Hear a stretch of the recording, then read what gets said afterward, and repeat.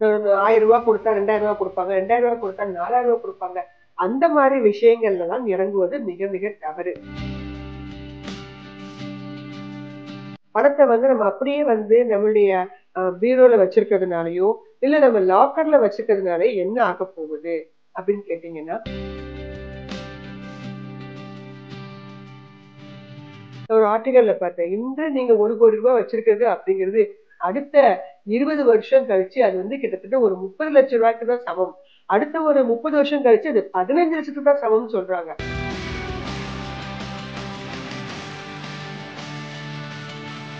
இந்த பணத்தை மல்டிபிள் பண்றது அப்படிங்கிறது கிட்டத்தட்ட ஒரு ஆர்ட் மாதிரி. கோல்டும் ரியல் எஸ்டேட்டும் ஏன் தேர்வு செய்றீங்க? உங்களுக்கு அந்த இடத்துல பெரிய லெவல்ல வந்து ஒரு நாலேஜ் அப்படிங்கிறது அவசியம் இல்ல.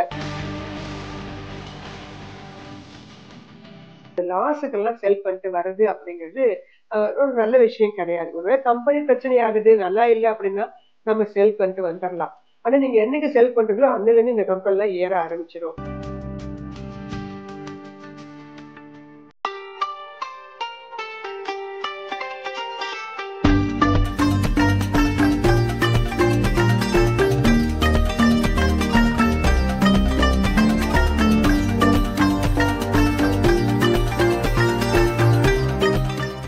வணக்கம்.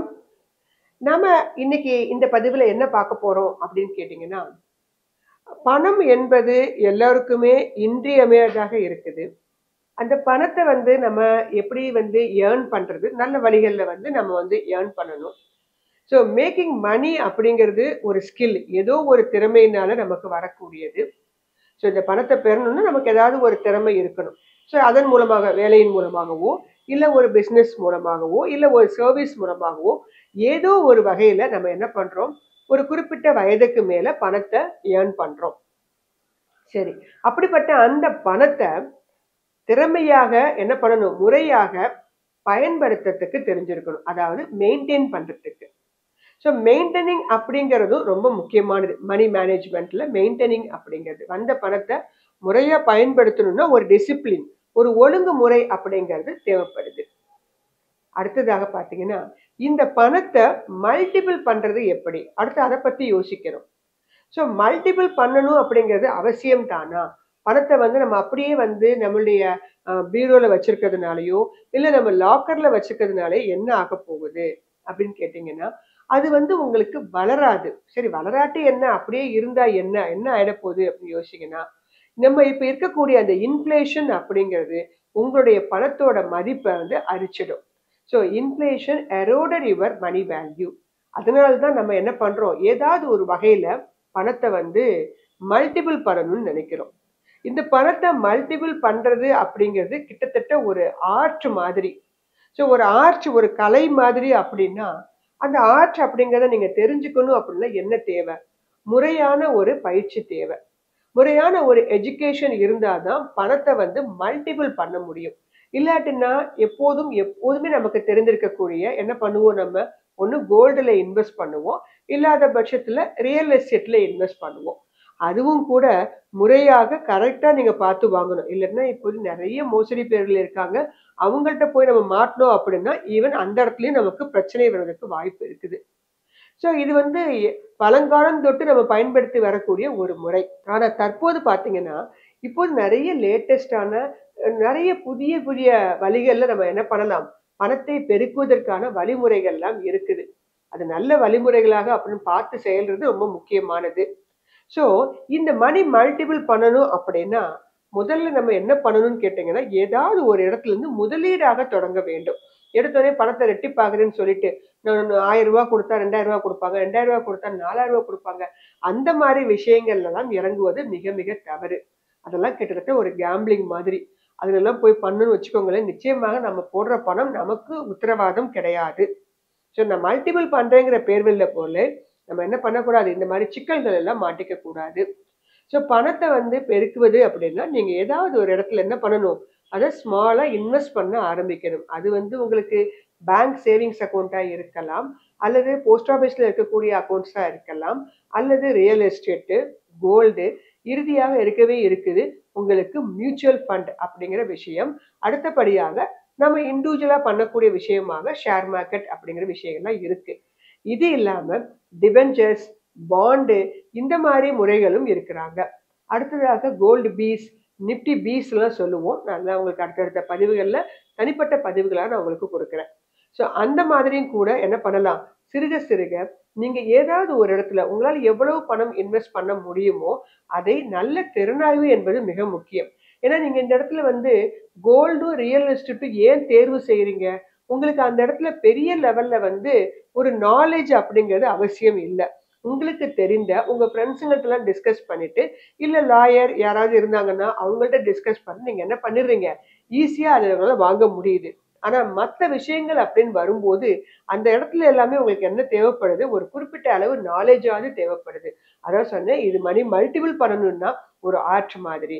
அப்ப நீங்க இந்த விஷயங்கள நீங்க என்ன பண்ணிக்கணும், தெரிந்து வைத்துக் கொண்டால் நிச்சயமாக அந்த பணத்தை பெருக்குவதற்கான வழிமுறைகள் உங்களுக்கு கிடைக்கும். இல்லாட்டினா உங்க பணம் உங்க பாக்கெட்ல, உங்க பீரோல இருந்தபடியே தான் இருக்கும். அது மல்டிபிள் ஆகவே ஆகாது. மல்டிபிள் ஆகணும் அப்படிங்கிறது கட்டாயமா அப்படின்னு கேட்டீங்கன்னா, நான் ஒரு ஆர்டிகல்ல பார்த்தேன். இன்று நீங்க ரூ. 1,00,00,000 வச்சிருக்கிறது அப்படிங்கிறது, அடுத்த 20 வருஷம் கழிச்சு அது வந்து கிட்டத்தட்ட ஒரு 30,00,000 தான் சமம். அடுத்த ஒரு 30 வருஷம் கழிச்சு அது 15,00,000 தான் சமம்னு சொல்றாங்க.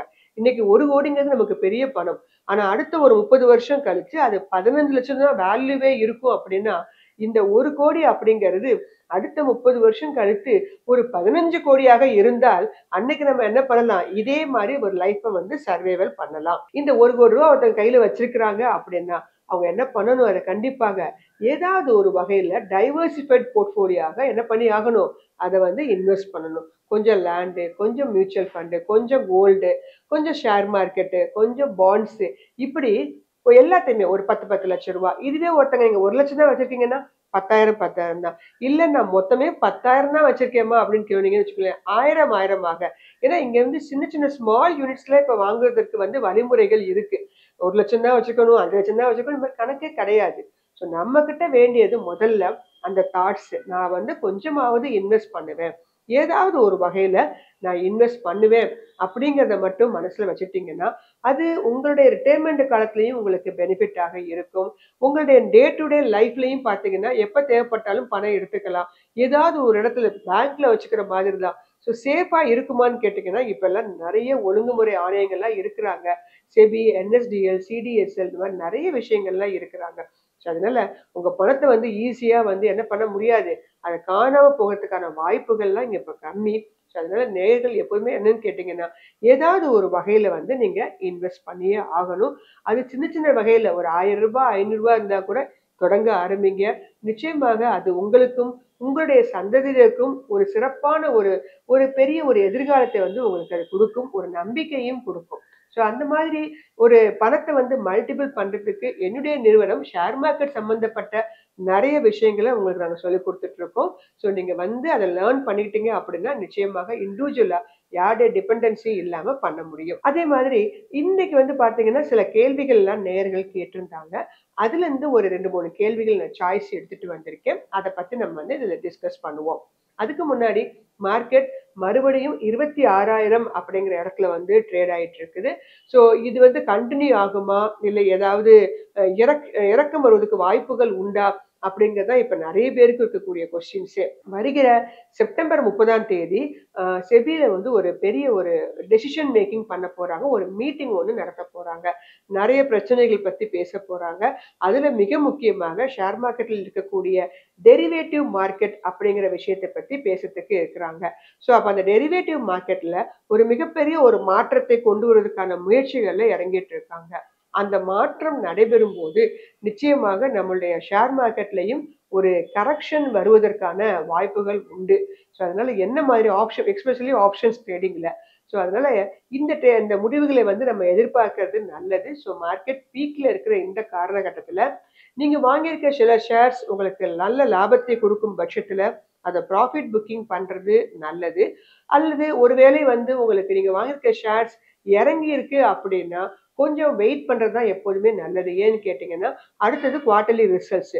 ஸோ குவார்ட்டர்லி ரிசல்ட்ஸ் வரும்போது டிவிடெண்ட், போனஸ் இதெல்லாம் கிடைக்கும் சமயத்துல நீங்க என்ன பண்ணிடக்கூடாது, இந்த ஷேர்ஸை நீங்க செல் பண்ணிட்டீங்கன்னா, லாஸ்ன்னு நினைச்சு செல் பண்ணிட்டீங்கன்னா, அந்த பெனிஃபிட்ஸும் நமக்கு கிடைக்காம போயிடும். ஸோ குவார்ட்டர்லி ரிசல்ட்ஸ் அக்டோபர்ல முடிஞ்ச பிறகு நீங்க அதுக்கு பிற்பாடு வேணா அதை செல் பண்ணலாமா என்னன்னு சொல்லி நீங்க யோசிக்க ஆரம்பிக்கலாம். அல்லது நீங்க வாங்குறதுக்கு நீங்க பீக்ல வாங்கியிருந்தீங்கன்னா, தற்போது நல்ல ஒரு 20, 30% இறங்கியிருக்கு அப்படின்னா, நீங்க அந்த இடத்துல என்ன பண்ணிக்கலாம், கொஞ்சம் ஆவரேஜும் பண்ணிக்கலாம். ஸோ ஆவரேஜ் பண்ணி மறுபடியும் திருப்பி ஏறும்போது நீங்க வந்து ஷேர்ஸை வந்து செல் பண்ணிக்கலாம். ஸோ அதனால நேயர்கள் இந்த காலகட்டத்துல இந்த மாதிரி அப்ரோச்சை வச்சுக்கோங்க. அதே மாதிரி பாத்தீங்கன்னா, நிறைய புது பெரிய பெரிய ஐபிஓஸ், ஏன்னா நான் இந்த வாரம் பாத்தீங்கன்னா, இப்போ இந்த போன வாரம்லாம் பெருசா ஒன்றும் ஐபிஓ பஜாஜ் ஹவுசிங் ஃபைனான்ஸ்க்கு அப்புறம் பெரிய ஐபிஓஸ் எதுவும் லான்ச் ஆகல. ஆனா அடுத்த மாதம் அக்டோபர்லயும் நவம்பர்லயும் நல்ல பெரிய பெரிய ஐபிஓஸ்லாம் வரத்துக்கு காத்துட்டு இருக்காங்க. அதிலே மிக முக்கியமாக ஹுண்டாய் ஐபிஓஸ் வந்து வருவதற்கான வாய்ப்புகள் உண்டு. இன்னும் பிரைஸ் பேண்ட் மற்ற டீட்டெயில்ஸ்லாம் வரல. பணத்தை ரெடி பண்ணி வச்சுக்கோங்க. நம்ம வரும்போது அப்ளை பண்ணி பார்க்கலாம். கிடைக்காட்டி நம்ம மார்க்கெட்ல கூட வாங்கிக்கலாம். அதே மாதிரி ஸ்விக்கி ஐபிஓ, வாரே எனர்ஜின்னு சொல்லக்கூடிய ரினியூவபிள் எனர்ஜி செக்டர்ல இருந்து வரக்கூடிய இன்னொரு ஐபிஓ, பிரீமியம் எனர்ஜி வந்தாங்க இல்லையா, அதே மாதிரி இந்த மாதிரி ஒரு ஐபிஓ, காசா கிராண்ட் ஐபிஓ, ஹெக்ஸாவர் மறுபடியும் திரும்பி வராங்க. ஸோ இந்த மாதிரி நல்ல ஒரு பெரிய கம்பெனிஸோடைய ஐபிஓஸ் எல்லாம் வர இருக்குது. ஸோ நம்ம அதுக்கெல்லாம் அப்ளை பண்றதுக்கு ரெடி ஆகணும். அதுக்கு தேவையான பணத்தெல்லாம் ரெடி பண்ணி வச்சுக்கோங்க. ஒவ்வொரு பதிவின் போது நான் உங்களுக்கு அதை பற்றிய விஷயங்கள்லாம் நான் நிறைய கொடுக்க ஆரம்பிக்கிறேன். ஒரு ஒருத்தவங்க கேட்டிருந்தாங்க, power grid infrastructure investment trust வந்து இறங்கிட்டே இருக்குது, அதை நான் வந்து ஹோல்டு பண்ணட்டுமா இல்லை நான் வந்து அதை செல் பண்ணிடட்டுமா அப்படின்னு சொல்லிட்டு. ஸோ இந்த மாதிரி சில விஷயங்கள் வந்து மார்க்கெட்ல வந்து ட்ரேட் ஆயிட்டு இருக்கு. அதாவது இன்வெஸ்ட்மெண்ட் ட்ரஸ்ட் அப்படின்னு சொல்லுவாங்க. ரியல் எஸ்டேட்லயும் இன்வெஸ்ட்மெண்ட் ட்ரஸ்ட் அப்படின்னு ஒரு சில பிரைஸ் கம்பெனிஸ் எல்லாம் வந்து இயங்கிட்டு இருக்காங்க. இந்த பவர் கிரிட்டை பொறுத்த மட்டும் இதே மாதிரி இந்தியா கிரிட்னு ஒரு கம்பெனி இருக்கிறாங்க. Bharat highways infrastructure investment fund அப்படிங்கிற ஒன்று இருக்கிறாங்க. ஐஆர்பி இன்ஃப்ராஸ்ட்ரக்சர் இன்வெஸ்ட்மெண்ட் ட்ரஸ்ட் அப்படிங்கிற பேர்லயும் இருக்கிறாங்க. ஐஆர்பி, பவர் கிரிட் இவங்க எல்லாருமே தனியாகவும் ஷேர் மார்க்கெட்ல இருக்கிறாங்க. இந்த மாதிரி இன்வெஸ்ட்மெண்ட் ட்ரஸ்ட் அப்படிங்கிற பேர்லயும் இருக்கிறாங்க. இது என்னன்னா கிட்டத்தட்ட மியூச்சுவல் ஃபண்ட் மாதிரி தான். நீங்க தனியா ஒரு கம்பெனி ஷேர் வாங்குறதும் இந்த மாதிரி ஒரு இன்வெஸ்ட்மெண்ட் ட்ரஸ்ட் மூலமா வாங்குறதுங்கிறது மியூச்சுவல் ஃபண்ட் யூனிட்ஸ் வாங்குற மாதிரி. ஸோ இந்த பவர் கிரிட் வந்து பாத்தீங்கன்னா இப்பதான் கொஞ்சம் ஏறவே ஆரம்பிச்சிருக்கு. ஷேர்ஸ் பிரைஸ்லாம் ஏற ஆரம்பிச்சிருக்கிறாங்க. இன்ஃப்ராஸ்ட்ரக்சர் இன்வெஸ்ட்மெண்ட் ட்ரஸ்ட் சொல்லக்கூடிய இந்த ஷேருடைய விலையும் உங்களுக்கு வந்து கொஞ்சம் ஏறுவதற்கான வாய்ப்புகள் உண்டு. 80 ரூபா அப்படிங்கிற இடத்துல எல்லாம் ட்ரேட் ஆயிட்டு இருக்கு. ஏன்னா 140 ரூபாலாம் இருந்த ஷேருடைய விலை இப்ப கிட்டத்தட்ட அது பாதிக்கு பாதியா வந்துருச்சு. ஒரு 70 ரூபா கிட்ட வருது அப்படின்னா நீங்க வேணா ஆவரேஜ் பண்ணிக்கலாம். இந்த கம்பெனிலாம் பாத்தீங்கன்னா பெரும்பாலும் ஒரு டிவிடெண்ட் நிறைய கொடுக்கக்கூடிய ஒரு கம்பெனி. பிரைஸ் வந்து ரொம்ப ஸ்லோவா மூவ் ஆகும். கிட்டத்தட்ட நம்ம வந்து ரொம்ப லாங் டேர்ம்ல தான் இதெல்லாம் கன்சிடர் பண்ணணும். ஒரு ஸ்விங் ட்ரேடிங் இதுக்கெல்லாம் இது வந்து ரொம்ப உபயோகப்படாது. அதுக்கு நேரடியாக நம்ம பவர் கிரிட்டையோ இல்லை ஐஆர்பியோ, இந்தியா கிரிட் இந்த மாதிரி கம்பெனிஸ்ல நம்ம வாங்குறது உத்தமம். இந்த கம்பெனியை பொறுத்த மட்டும் இவங்களுடைய ஃபண்டமெண்டல்ஸ்லாம் கொஞ்சம் ரொம்ப புவர். ரொம்ப வந்து ஒரு ஒரு என்ன சொல்றது, ஒரு மிட் கேப் கம்பெனி 8000 கோடி மிட் கேப்பே மார்க்கெட் கேப்பே வச்சிருக்கிறாங்க. ஸோ அதனால இந்த கம்பெனியுடைய ஃபண்டமெண்டல்ஸ் ரொம்ப புவரா இருக்க காரணத்தினாலையும் சொல்லலாம். அது மட்டும் இல்லை, இன்ஃப்ராஸ்ட்ரக்சர்லாம் நம்மளுடைய கவர்மெண்ட் நிறைய ஒதுக்கீடு கொடுக்கும் போதும் பங்களிப்பு நிறைய அதுக்கு நிறைய ஒரு ஆர்டர் புக் கிடைக்கும் போது மட்டும்தான் இந்த கம்பெனிகள்லாம் ஏறும். ஸோ அதனால கொஞ்சம் வெயிட் பண்ணி நம்ம வாங்கலாம். ரியல் எஸ்டேட் இன்வெஸ்ட்மெண்ட் ட்ரஸ்ட்டை பொறுத்த மட்டும் எம்பசின்னு சொல்லக்கூடிய real estate investment trust company கொஞ்சம் நல்லாவே மூவ் ஆகும். ஸோ நேர்கள் அந்த கம்பெனியை கொஞ்சம் நீங்க போய் பார்க்கலாம். இது எல்லாமே உங்களுடைய பணத்தை மொத்தமா வாங்கி அந்த பர்டிகுலர் ட்ரஸ்ட் மாதிரி ஒன்று பண்ணி அதுக்கப்புறமா அதில் இன்வெஸ்ட் பண்ணி வரக்கூடிய ரிட்டர்ன்ஸை வந்து டிவிடெண்டாக கொடுக்கக்கூடிய ஒரு கம்பெனிஸ் தான். ஸோ நீண்ட கால அடிப்படையில் பார்க்கும்போது இந்த மாதிரி இன்வெஸ்ட்மெண்ட் ட்ரஸ்ட் ஃபண்டும் கூட உங்களுக்கு ஒரு நல்ல லாபத்தை கொடுக்கும். ஆனால் ஷார்ட் டேர்ம்லாம் அப்படி கொடுக்காது. ஸோ வாங்கினவங்க கொஞ்சம் பொறுமையாக 1 வருஷம் 2 வருஷம் கிட்டத்தட்ட சில சமயம் 3 வருஷம் கூட ஆயிடும். அதுக்கப்புறமா தான் அவங்களுடைய ப்ராஃபிட்டை நீங்க கொஞ்சம் கண்ணில் பார்க்க ஆரம்பிப்பீங்க. ஆனா பெரும்பாலும் பிரச்சனைகள் வராது. ஸோ ஆவரேஜ் பண்ணிக்கிறது நலம். அப்படி இல்லாட்டினா இன்னும் கொஞ்சம் வெயிட் பண்ணி அதுக்கப்புறமாக நம்ம ஆவரேஜ் பண்ணுங்க. கொஞ்சம் வெயிட் பண்ணீங்கன்னா இந்த ஷேர்ஸ் உங்களுக்கு வந்து லாபத்தை கொடுக்கக்கூடியதாக மாறும். அடுத்த ஒரு கமெண்ட்ஸ் ஒன்று கொடுத்துருந்தாங்க. ஆர்இசி, பிஎஃப்சி, ஆர்விஎன்எல் இந்த மாதிரி கம்பெனிகள் எல்லாமே பார்த்தீங்கன்னா டவுன் ஆயிட்டே வருது. நாங்க அதை ஹோல்டு பண்ணட்டுமா செல் பண்ணட்டுமா அப்படின்னு சொல்லிட்டு. இந்த எல்லா கம்பெனியுமே நானும் வச்சிருக்கிறேன். பவர் ஃபைனான்ஸ் கார்பரேஷன்லாம் டிவிடெண்டுக்காகவே வச்சிருக்கக்கூடிய ஒரு கம்பெனி. RVNL அப்படிங்கிறது மேபி உங்க பீக்ல வாங்கியிருப்பாங்க. நான்லாம் வந்து ரொம்ப கம்மி ரேட்லயே வாங்கினேன் ரயில்வே காஸ் இந்த கம்பெனி. இப்போது வந்து பார்த்தீங்கன்னா, எல்லா இந்த மாரி கவர்ன்மெண்ட் செக்டார் கம்பெனிஸ் எல்லாமே நான் முன்ன சொன்ன மாதிரி தான். உங்களுக்கு டெய்லி என்ன பண்ணாது, ஒரு மூவ்மெண்ட்ட குடுத்துட்டே இருக்காது. ரொம்ப அமைதியாக இப்ப எல்லாமே பார்த்தீங்கன்னா, சைட் டேஸ்ல இருக்கிறாங்க. ஸோ இவங்க எல்லாருக்குமே பார்த்தீங்கன்னா, அடுத்தடுத்த குவார்ட்டர் அதாவது இந்த 2nd அண்ட் 3 குவார்ட்டர் கூட ஒரு நல்ல மூவ்மெண்ட் எல்லாம் உடனே குடுக்காது. அடுத்து 4த் குவார்ட்டர் அதாவது நியூ இயர்க்கு அப்புறமா தான் இந்த கம்பெனிகள் எல்லாமே நல்ல மூவ்மெண்ட்ட குடுக்கும். ஒரு 6 மாதம் மூவ்மெண்ட் குடுத்துருச்சு அப்படின்னா, ஒரு 6 மாதம் இது என்ன ஆயிடும் தெரியுமா? இந்த மாரி கம்பெனிகள்லாம் கன்சால்டேஷன் சொல்லக்கூடிய அந்த ஸ்டேஜ்க்கு போயிடும். இப்ப ரொம்பவும் கீழ இறங்காது. அதுக்காக ரொம்ப வேகமாக மேல ஏறவும் செய்யாது. அந்த மாரி கம்பெனிங்க தான் இந்த பப்ளிக் செக்டார் அண்டர்டேக்கிங் கம்பெனிஸ் சொல்லக்கூடிய இந்த கம்பெனிங்க. இந்த கம்பெனிகள் எல்லாமே நல்ல ஃபண்டமெண்டலி ஸ்ட்ராங்கான கம்பெனிங்க.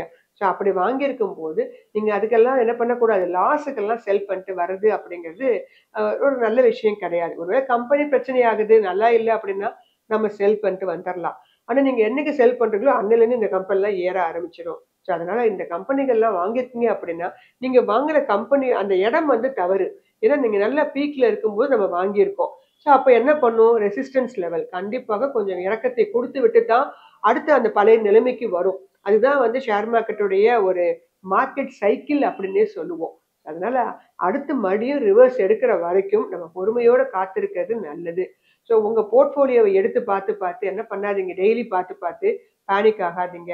இந்த மாரி பேனிக் ஆனீங்கன்னா மறுபடியும் வித்தரலாமாங்கிற எண்ணம் வரும். நீங்க என்னைக்கு விக்கிறீங்களோ அன்னையிலேருந்து ஏற ஆரம்பிச்சுடும். அதே மாரி ப்ராஃபிட் புக்கிங் அப்படிங்கிறது முக்கியம். நிச்சயமாக இந்த நேயர்களுக்கு அந்த கம்பெனி கண்டிப்பாக ப்ராஃபிட் குடுத்திருக்கும்.